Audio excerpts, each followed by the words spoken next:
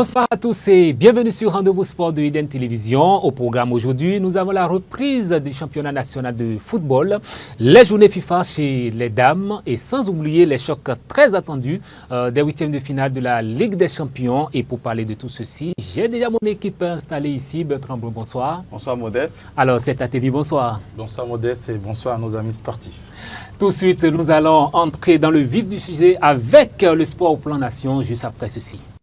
On démarre cette fois-ci par les journées FIFA avec nos dames, les Amazones du Bénin qui ont livré des matchs, 2 matchs déjà comptant pour cette fenêtre FIFA. Nous allons laisser Bertrand Brun nous rappeler ces résultats rapidement et puis on passe au bilan de cette première journée des journées FIFA. Modeste, il s'agit du Ghana qui a fait carton plein en battant Hong Kong de 4-0.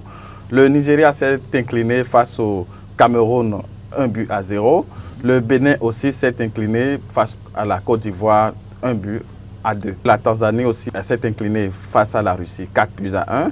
Et l'Algérie a battu l'Égypte 3-0. Les matchs retour, déjà on connaît 2 résultats, à savoir le Bénin qui a fait 2 buts, qui a battu le Kenya 2-0. Et l'Algérie qui a encore fait son match retour en gagnant l'Égypte 3-2. Alors, et cet ATV, nous allons nous appesantir beaucoup plus sur les rencontres concernant nos Amazones. On a vu des Amazones qui étaient aux prises cette fois-ci avec les Ivoiriennes, mais qui ont courbé les chines 2-1. Oui, elles ont courbé les chines, elles ont perdu un match 2-1. Le score était léger, mais quand on regarde le match, on se rend compte qu'elles se sont assez bien battues. Mais il faut également reconnaître que l'équipe de Côte d'Ivoire, l'équipe ivoirienne, oui, l'équipe des éléphants de Côte d'Ivoire, ce n'est pas une petite équipe. C'est une équipe qui, sur le continent africain, a une certaine régularité quand on parle de compétition. Donc, les Amazones ont voulu se mesurer à, on va dire, des personnes qui ont un peu plus de palmarès ou d'expérience. Et c'est d'ailleurs l'objectif même de ces journées FIFA. C'est exactement ça. Il faut se frotter au plus grand pour apprendre à pouvoir se frotter à davantage de plus grand. Voilà. Ce n'est qu'ainsi qu'on apprend. Elles ont appris à leurs dépens. J'espère que ces leçons-là pourront servir pour les fois à venir où elles rencontreront d'autres grosses pointures sur l'échiquier africain ou même international. Je rêve de ça également. L'application est venue après pour le second match, mais quand on s'en tient seulement au match face à la Côte d'Ivoire, j'ai aimé un peu la résilience que ces joueuses-là, les Amazones-là ont eue. J'ai aimé leur résilience. J'aurais aimé, en tant que Béninois, en tant que chauvin et bontin, qu'elles puissent revenir au score et même gagner ce match. Mais ce n'est que partie remise. Peut-être que d'autres confrontations avec la Côte d'Ivoire se feront et on pourra véritablement prendre notre revanche. Mais j'aime bien le travail qui se fait au niveau de cette équipe-là. On progresse petitement. Quand vous observez sur l'exécution du système de jeu, le respect de la discipline qu'impose Abdoulaye Ouzérou à cette équipe-là, on se rend compte que ça avance et que petitement, de petites cases sont en train d'être franchies pour qu'on puisse parvenir au firmament, celui d'être une équipe à craindre désormais sur le continent africain, ne serait-ce que là. Et en termes de progression, nous l'avons eu au match face au Kenya, on a vu quand même cette équipe béninoise qui a pu tirer des leçons, on va dire, de leur premier match qui était face aux Ivoiriennes. Bien sûr, Modeste, avant de répondre à votre question, je voudrais saluer cette initiative que la Fédération béninoise de football a prise en permettant à nos Amazones de participer aux journées FIFA. Et nous avons vu le regain, nous avons vu le retour qui est vraiment satisfaisant. C'est vrai que sur les 2 matchs, on a gagné qu'un match, mais le match qu'on a livré avec la Côte d'Ivoire est un match de très bonne facture. Il faut le rappeler, c'est ces journées-là qui permettent à nos sélectionneurs de faire tourner leur effectif et de voir la performance de chaque joueuse. Et bien sûr, au niveau du match contre le Kenya, nous avons vu cette présence sur le terrain des Amazones. Et bien sûr, forcément, ils ont bénéficié de cette rigueur tactique et technique que le coach veut souvent afficher et infliger à cette équipe joueuse du Bénin. Nous avons vu leur présence, surtout au niveau de la ligne défensive, qui a été corrigée par rapport au premier match, parce que nous avons vu le match qui a été livré contre la Côte d'Ivoire, c'est des petites erreurs défensives qui ont fait qu'on a pu encaisser ces 2 buts-là. Mais nous avons vu rapidement cette correction au niveau du match retour, ce qui a occasionné 2 buts en faveur de nos Amazones. Et je voudrais saluer le travail qui a été fait et aussi la présence tactique surtout de Jermaine Roffort, qui n'a pas tardé à se faire briller, à briller sur le terrain juste après son entrée dans le match.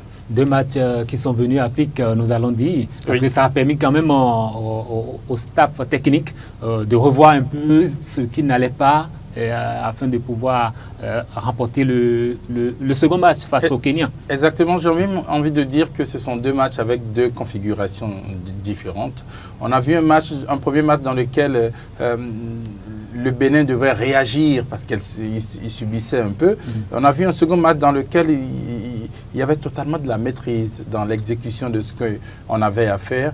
Et donc, je trouve que ce sont 2 matchs avec 2 configurations différentes, 2 démonstrations différentes. Mais quand on observe sur un point de vue de discipline et de progression tactique, je trouve qu'il y a de l'amélioration. Et donc, je prends ça pour un acquis. Il faut prendre cet acquis-là et le consolider davantage. Il n'y a qu'une chose à faire, c'est travailler à tous les niveaux, au niveau défensif, au niveau du milieu de terrain, au niveau offensif également. Travailler également au niveau de la synergie pour que la coordination entre les différentes étapes puisse se faire très bien. Travailler également sur un point de vue, j'ai envie de dire physique et en même temps nutritionnel, de sorte à ce que nous ne puissions pas avoir de pépins pour la suite de cette campagne dans laquelle on est lancé. La campagne, le final, en fait, c'est de pouvoir parvenir, comme je l'avais dit un peu plus tôt, à un niveau où le Bénin serait une équipe, sur un point de vue féminin, à craindre sur le continent africain. Donc, pour en revenir à ce que nous disions, à votre question notamment, je dirais que j'ai vu 2 matchs dans lesquels les Amazones du Bénin se sont montrées vraiment déterminantes. Elles ont montré qu'elles avaient de la valeur, qu'elles étaient venues pour défendre les couleurs nationales. Elles l'ont défendu vaillamment, avec allégresse et avec hardiesse. Et j'apprécie énormément cela. Et au-delà de tout ça, j'aime également ce que nous voyons depuis peu, qui se trouve être une des marques de fabrique, une des marques à vendre de ce groupe-là, c'est-à-dire la cohésion. Quand vous les voyez, vous sentez que c'est une famille, c'est une équipe qui est ensemble, qui se bat ensemble, qui se défend ensemble. Et au fur et à mesure que les choses vont, ça avance de mieux en mieux. Vous voyez des filles qui sont vraiment des amies, des sœurs et tout le reste, mais qui ont également de la facilité à pouvoir jouer ensemble. Petitement, je crois qu'elles vont parvenir j'ai envie de dire, à réaliser certains de leurs rêves. Et j'espère que ça ne va pas mettre beaucoup de temps avant que cela ne puisse être possible. Mais si on veut s'en tenir seulement au bilan de ces journées FIFA, bravo à la Fédération. Bertrand l'a dit, il faut le rappeler, bravo à la Fédération pour avoir initié à nos équipes dames de pouvoir bénéficier de ces journées FIFA-là. Parce que les journées FIFA nous aident, premièrement, à pouvoir faire la remobilisation, à pouvoir remettre l'équipe en selle et en marche.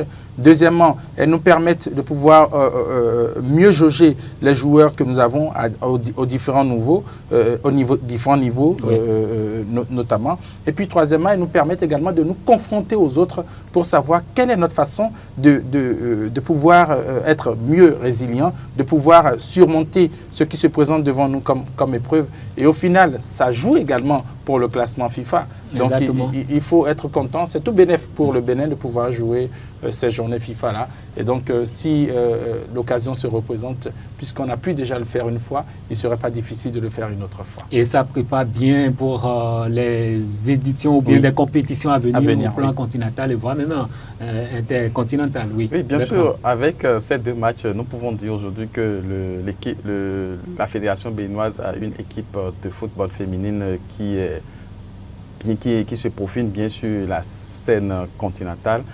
Et nous rêvons aussi d'aller le plus loin possible parce que déjà, le 31, je pense bien le 31, le 28 mars prochain, nous aurons les 4e le dernier tour des éliminatoires et de la Coupe du Monde des U20, je pense bien. Oui. Et ce serait une catégorie un peu plus, en tout cas, inférieure par rapport aux seniors qui viennent de jouer. Oui, bien sûr, mais c'est vrai que le coach Abdoulaye Izero a fait appel à quelques-unes de ces joueuses qui évoluent en U20, comme je veux citer par exemple Germaine Gandenou, Naila Tour et autres.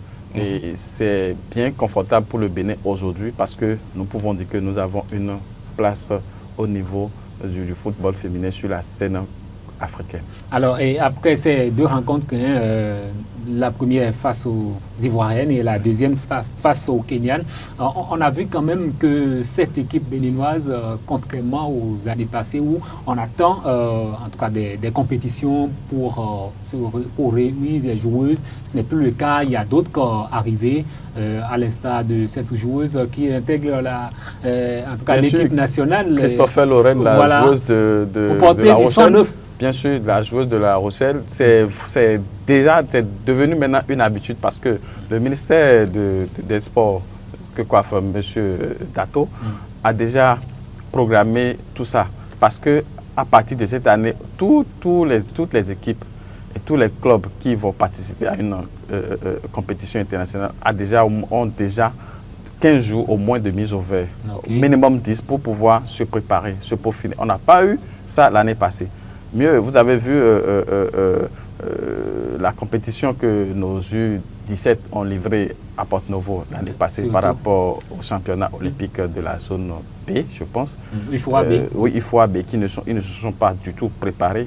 Aujourd'hui, on a vu une équipe béninoise qui a pris du temps pour se préparer et pour pouvoir jouer ces matchs-là. C'est déjà une première et nous ne pouvons que saluer ces actions-là que fait l'ensemble des structures sportives du Bénin. Je veux nommer le ministère, je veux nommer la présidence, je veux nommer aussi l'OPSU qui accompagne et toutes les fédérations du Bénin.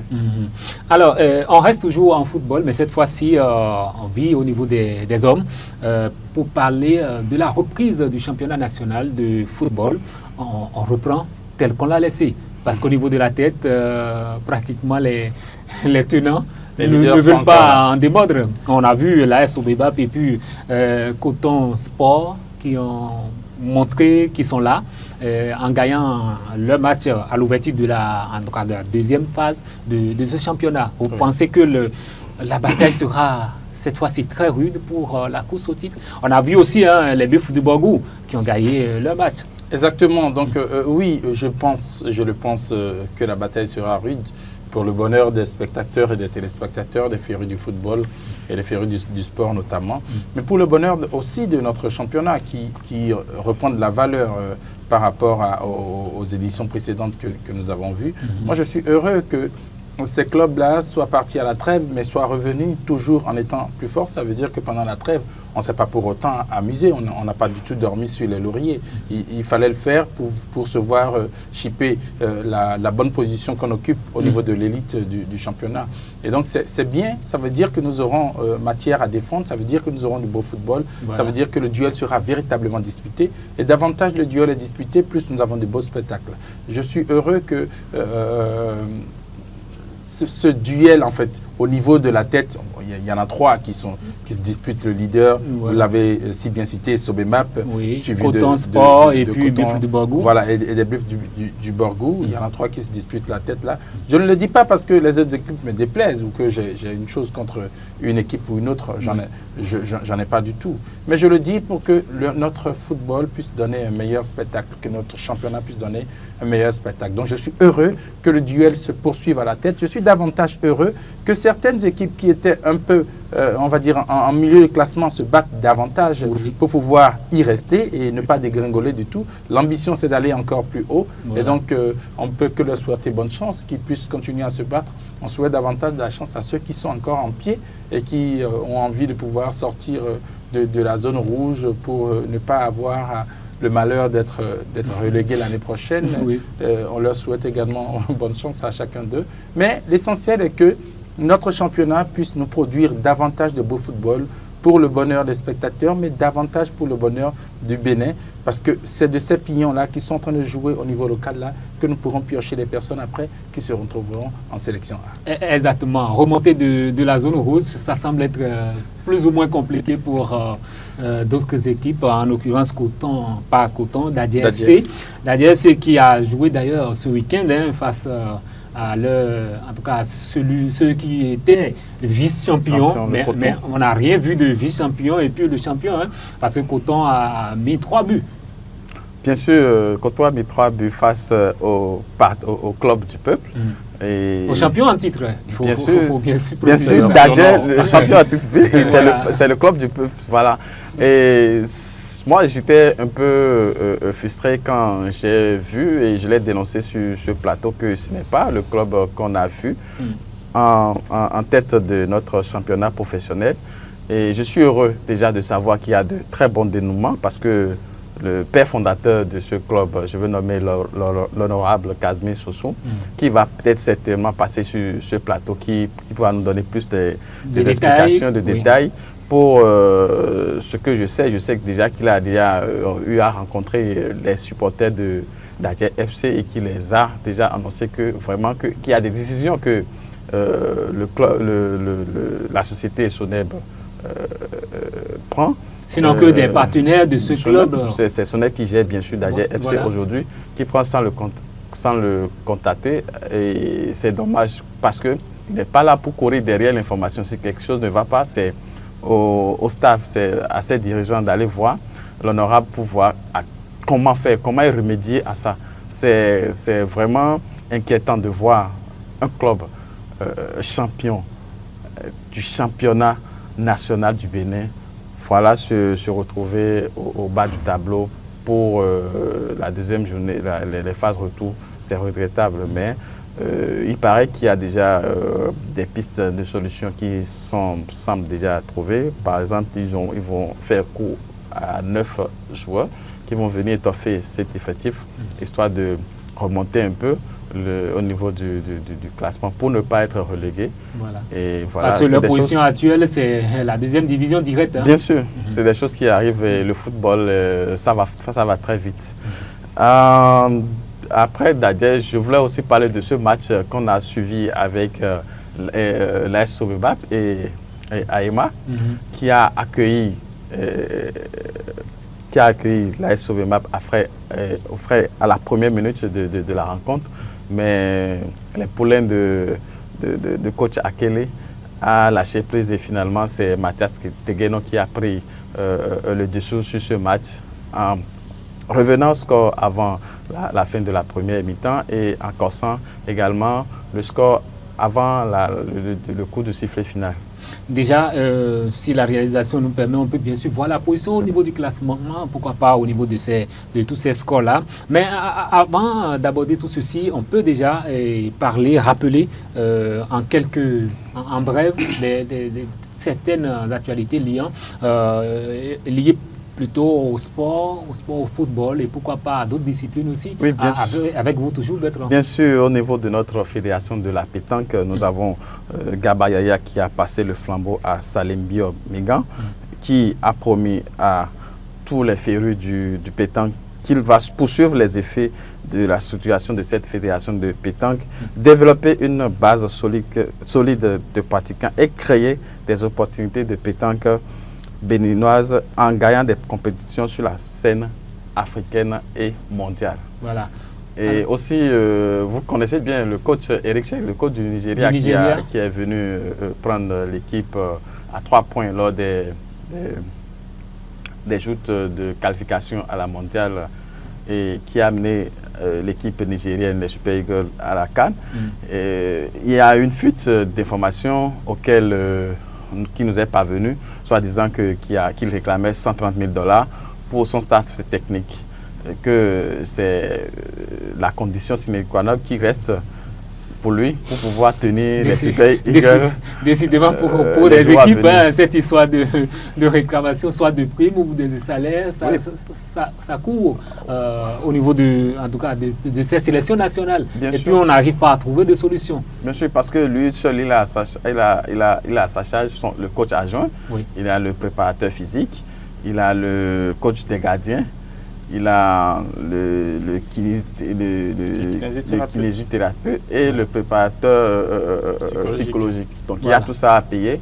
Et c'est vrai que la fédération nigérienne lui a dit qu'il n'a pas forcément rempli les clauses de contrat, c'est-à-dire amener l'équipe nigérienne à la finale de la Coupe d'Afrique des Nations et faire participer l'équipe nigérienne. Mais je vais demander à Seth si ça peut être qu'une raison de ne pas, en tout cas, honorer des engagements vis-à-vis de l'équipe de l'encadrement technique.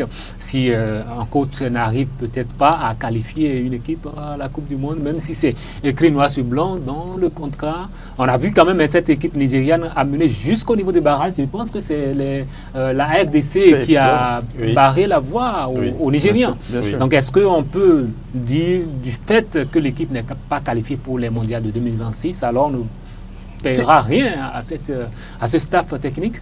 Tout dépend des termes du contrat. Si éventuellement dans le contrat, il est mis que ces primes ne seront payées, si ce sont des primes, si ces primes ne seront payées que si l'équipe parvenait à pouvoir se qualifier pour le tour ultime des barrages, c'est-à-dire celui qui permettrait de rencontrer une équipe soit de l'Amérique latine ou de l'Asie, la place qu'occupe actuellement, la position dans laquelle se trouve actuellement la République démocratique du Congo. Si c'était ça la condition pour que les primes soient payées, eh bien là, ils n'ont rien à réclamer. Si la condition, c'était que ces primes-là ne seront payées que si l'équipe des Super Eagles parvenait à se qualifier définitivement pour le mondial 2026 qui a lieu au Mexique, au Canada et aux États-Unis. Si c'était ça la condition, l'équipe, le coach, ni personne ne devrait réclamer de fonds. Mais si la condition, c'était uniquement de pouvoir parvenir à qualifier l'équipe du Nigeria pour le dernier barrage africain, c'est-à-dire celui qui a opposé la République démocratique du Congo, le Nigeria, le Cameroun et je crois le Gabon, pour définir celui qui représentera l'Afrique pour le tour ultime des barrages. Si c'était ça la condition, eh bien là, ils sont en droit de pouvoir réclamer ces 130 000, je crois que c'est 130 000 $. Voilà. Ils sont totalement en droit de pouvoir le réclamer. Donc, il faut repartir et chercher à voir quelles sont les clauses du contrat. Et ce n'est que sur cette base-là que l'on peut réclamer quoi que ce soit, en fait, quand on est du côté de ceux qui sont en train de réclamer. Maintenant, si ce n'est pas ça, il n'y a rien à réclamer et qu'on arrête de jeter de l'opprobre sur le football africain. Parce que quand on le fait avec une nation, c'est surtout le football africain que l'opprobre se sent jeter. Maintenant, si c'est eux qui ont raison, il faut que la fédération nigériane de football puisse faire son devoir et payer ce qu'il doit à cette équipe d'encadrement qui reste encore l'équipe d'encadrement jusqu'à l'heure actuelle. Donc, ils ont de grands bénéfices à pouvoir le faire, sinon ça risque de jouer contre eux pour la suite. Voilà. Alors, bien sûr, même le coach Eric Sell, il a su trouver les mots parce qu'il a qualifié de ses objectifs que c'est des aspects négatifs et que les aspects positifs qu'il a pu amener au club, ce n'est que la cohésion du groupe, le système de jeu qu'il a adopté et tous les matchs qu'ils ont eu à gagner depuis qu'il est là et jusqu'à la fin de la CAN. Parce que c'est vrai qu'il a hérité d'une équipe nigériane qui était vraiment estropiée, qui était à quelques doigts ou à quelques journées de perdre la qualification au niveau des campagnes de qualification de la Coupe du Monde, il faut le rappeler. Mais les a dit seulement qu'il a eu à travailler du fond en comble avec son équipe pour pouvoir relever le niveau de l'équipe de football nigérienne. Déjà, là, il a peut-être raison, mais en se basant sur le développement qu'a fait tout à l'heure Seth, si le contrat a été clair au départ, alors il ne pourrait s'en prendre qu'à lui-même. Si, Voilà. si les termes ne vont pas en sa faveur. Voilà, tout Bien simplement. sûr, On ne refuse pas. Il a déployé un effort terrible en remontant l'équipe, en tout cas, qui était pratiquement le dernier de leur groupe, bien avant-dernier de leur groupe, Oui, bien avant sûr. qu'ils ne prennent l'équipe jusqu'à ramener à ce niveau. On espère bien que ce feuilleton ne va pas durer et que nous, on va toujours assister à de beaux footballs Bien sûr. que le Nigeria a l'habitude de nous offrir. Bien sûr. Voilà. Entre autres modestes, il y a aussi le lancement du championnat professionnel de basketball qui est prévu pour le samedi prochain, 7, Ok. du côté de la Fédération nationale du basket. Du basketball. Et oui. demain, vendredi 6, ils ont déjà programmé la réunion technique Qui lance qui officiellement. lance officiellement. Donc les filles du basketball peuvent se rendre sur les terrains que la fédération a choisis. Je pense que au nord, il y a le terrain de HECM Paracourt. À Ouida aussi, il y a le terrain il y a le terrain de Ouida et le terrain du Rôle des Arts. Oui. Et Pour le Cotonou. terrain, oui, pour Cotonou et le terrain de Akpapa de Domé. Super. Alors, cette fois-ci, nous allons, sans plus tarder, passer aux informations qui nous intéressent ici, qui intéressent beaucoup plus Bertrand Bouin que cet Atemi, parce que cet Atemi, dans les coulisses, me disait tout à l'heure que lui, il a le cœur qui bat. Par rapport aux affiches des huitièmes de finale, nous allons parler des points forts, des points faibles des équipes en face et surtout des chocs de ces huitièmes de finale. Ce sera juste après ceci. Les huitièmes de finale de la Ligue des Champions sont connus, les affiches sont connues et nous allons présenter rapidement ces affiches-là. Déjà, on commence par le choc Galatasaray-Liverpool et cet Atemi. Vous allez nous aider à voir rapidement les autres affiches concernant ces huitièmes de finale. Bien entendu, vous avez parlé déjà du premier choc Galatasaray-Liverpool. Il y aura également Atalanta de Bergame contre le Bayern de Munich. L'Atlético de Madrid sera face à Tottenham. Newcastle sera aux prises au FC Barcelone. Leverkusen, le Bayern Leverkusen aura à disputer son huitième de finale aller avec le club de Londres de Arsenal. Bodo Glimt sera face au Sporting du Portugal. Et puis le Paris Saint-Germain recevra en match aller le club londonien également de Chelsea. Le Real de Madrid, lui, sera occupé à Manchester City. Alors, je reste toujours avec vous. Vous allez nous parler rapidement quelles sont, selon vous, ces rencontres-là ou bien ces affiches-là qui peuvent être considérées comme des chocs de ces huitièmes de finale et que nous devrons suivre de très près. La dernière qu'on a citée tout à l'heure, Real Madrid-Manchester City.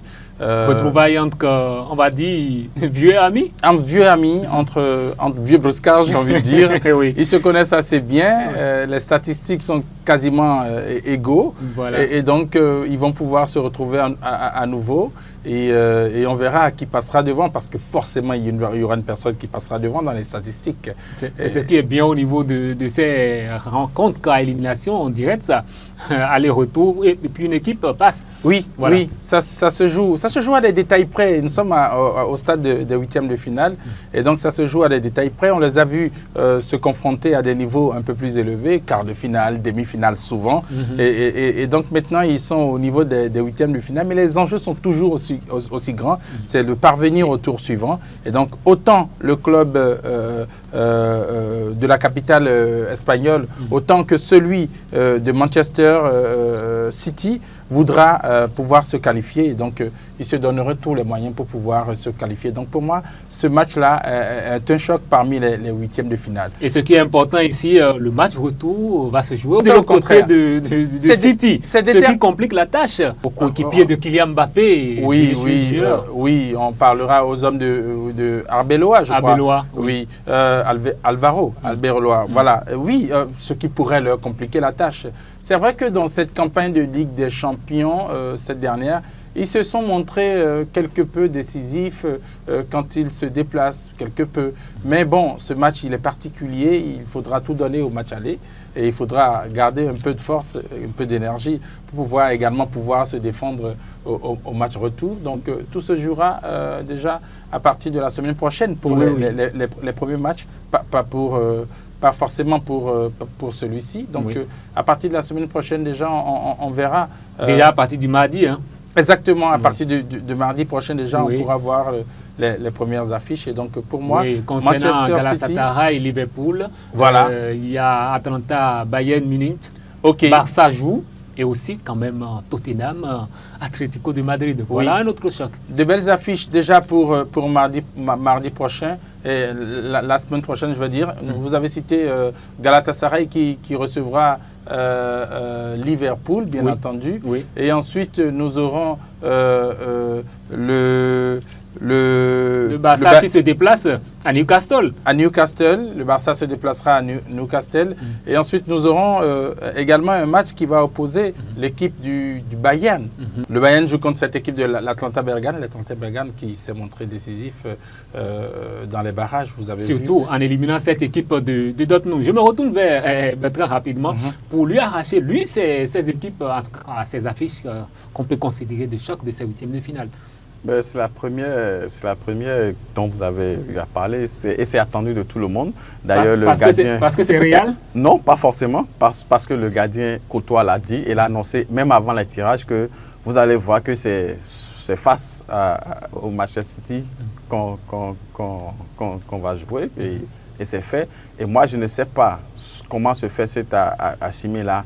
Depuis 2022, ça fera la 10e et la 11e fois que Manchester City et le Real de Madrid vont s'affronter pour les Ligues des Champions. Je ne sais pas comment ça se fait pour que chaque fois, c'est les deux clubs qui se rencontrent. Et ce qui me fait le plus mal, c'est qu'actuellement même, le Real de Madrid a plus de 4 joueurs blessés et qui ne pourront pas jouer. Mais pourquoi ça vous fait mal? Ça fait partie du football, n'est-ce pas? Bien sûr, ça fait partie du football. Même leur maître à jouer aussi ne jouera pas. C'est pas grave, c'est un état, c'est un fait. Et je pense bien que Arbeloa a les clés pour pouvoir jouer ce match. Certes, mais pourquoi je sens un aveu d'incapacité, un griffe déjà dans ses propos quand il voit le maître qu'à jouer ne joue pas? Ça voudrait dire que le Real perd déjà même avant la rencontre? Pas forcément. Non.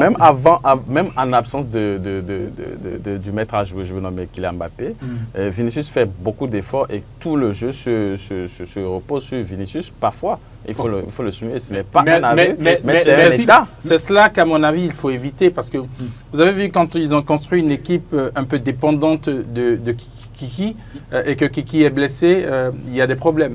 Donc, il faut éviter de pouvoir construire une équipe qui soit dépendante d'un tierce, d'une personne ou d'une autre. Il faut éviter de pouvoir le faire parce que c'est vrai que quand on est une grande équipe, il faut avoir un schéma de jeu qui s'organise autour de quelque chose ou de quelqu'un, ou etc. Mais il faut pouvoir trouver des phases B où, quand on aura un déficit, comme c'est le cas actuellement, où il y a 4 blessés, dont fait partie Kylian Mbappé, il faut trouver la solution pour pouvoir rapidement contrecarrer ces difficultés-là. Donc, c'est vrai qu'aujourd'hui, Vinicius Junior se trouve être dans une forme extraordinaire. Je le dis de cette façon parce qu'on ne l'a pas vu dans cette forme il y a longtemps. Donc, c'est bien de pouvoir l'avoir ainsi, mais il faut prier, il faut croiser les doigts pour qu'il puisse maintenir cette forme-là et que cette forme-là puisse lui être davantage utile face à Manchester City quand ils recevront cette équipe-là pour les huitièmes de finale aller. Mais je pense que le Real a une force sur laquelle il devrait jouer, c'est le collectif. C'est la symbiose de cette équipe-là. Quand vous observez, il y a de grands joueurs à l'intérieur. Quand vous partez de Courtois, que vous arrivez au milieu, que vous arrivez en défense, que vous avez un certain Rudiger, et même les latéraux. Trent Alexander-Arnold est revenu de blessure, mais il est en très belle forme actuellement. Même au milieu de terrain, vous avez de beaux joueurs. Vous avez Güler, vous avez Tchouaméni qui fait un beau travail de récupération. Vous avez également Kamavinga qui fait de belles relances, qui joue également un super rôle. Sur les côtés également, également, vous avez des gens qui font bien le job. Donc, on devrait pouvoir jouer sur cette synergie d'ensemble-là pour mieux pouvoir dicter sa loi au football européen. Voilà, au-delà de Real City, nous avons quand même un autre choc, hein, le PSG qui joue Chelsea. Bien sûr, le PSG qui joue Chelsea, encore de retrouvailles à ce niveau. De très belles affiches et que je suis pressé même de voir parce que quand on voit les 7 derniers matchs, on voit que le PSG a gagné 3 fois. Et le PSG a gagné 3 fois, Chelsea a gagné 2 fois contre 3 nuls des deux. Donc je vois que c'est une très belle équipe et les deux coachs se connaissent et ils ont de très bons joueurs. Et surtout, au niveau de l'effectif de Chelsea, nous avons une jeunesse qui ne dit pas son nom et un milieu défensif qui est très très pointu. Nous allons voir si cette fois-ci, entre Luis et Enrique, et ses coéquipiers, nous allons voir celui qui va tirer son épingle. Et surtout pour cette rencontre, ça aura peut-être l'air d'une revanche, on va dire, du côté parisien. Bien sûr, parce que la dernière confrontation remonte au Coupe du Monde des clubs où Chelsea a damé Pillon aux Parisiens. Avec une score fleuve, bien sûr. Et ce sera une match reprendre. Et bien sûr, Paris est le champion en titre. En titre. Il ne faudrait pas l'oublier. Est-ce qu'ils vont essayer, ils vont vouloir perdre ce titre ou le garder? Bon, si c'est vouloir, ils ne vont jamais vouloir. Ils vont jamais vouloir. Mais devant, il se trouve qu'ils ont un bel adversaire qu'ils connaissent assez bien. On va finir rapidement avec ces affiches-là parce qu'on ne va pas tout dire pour ce qui concerne ces 8e de finale. Mais on n'aurait pas fini d'en parler en abordant surtout cette affiche-là. Bodo Glimt contre Sporting du Portugal. Voilà. Oui, un beau match. Bodo Glimt, la surprise de ce niveau de Ligue des Champions. Bodo Glimt qui s'est montré super efficace en sortant un grand d'Europe. Et ils seront aux prises au Sporting du Portugal qui, dans le tour précédent, dans le premier tour, a également montré que c'était une très belle équipe qui avait des valeurs et qui a démontré ces valeurs-là, qui se trouve être une équipe avec laquelle il faut compter. Donc ça va être une affiche très belle également qu'on aura à suivre pour ces 8e de finale de la Ligue des Champions. On va finir cette émission, mais pas sans parler de cette actualité. L'actualité on va dire simplement de la semaine. La semaine qui fait beaucoup plus sourire Bertrand que 7, parce que 7 aussi sourit. Il s'agit bien sûr de en tout cas de cette élimination du Barça, du FC Barcelone, malgré la victoire 3-0 parce que l'élimination a été déjà actée au match aller. Bertrand, comment vous avez vécu en tout cas cette soirée du mardi où Barça était à, on va dire, un doigt de réaliser l'espoir? Bien sûr que je suis admiratif du foot espagnol. C'est vrai que j'étais un peu gêné, c'est vrai. Ils ont amorcé ce remontada qui n'a pas pu aboutir, mais ils ont fait, Hansi Flick a fait le travail qu'il faut le rappeler, parce que ce n'était pas gagné d'avance de venir mettre 4 buts à un club qui vous a déjà damé les pions au match aller. C'est vrai, c'est pas impossible. Et quel club encore? Atlético de Madrid. Oui. On les connaît dans leur jeu défensif. Bien sûr. L'un des clubs qui les suit de près dans le championnat espagnol. Voilà. Ce n'est pas facile, ce n'est pas gagné d'avance. Nous ne pouvons que dire bravo. Bravo à l'Atlético de Madrid qui a fait ce qu'il faut.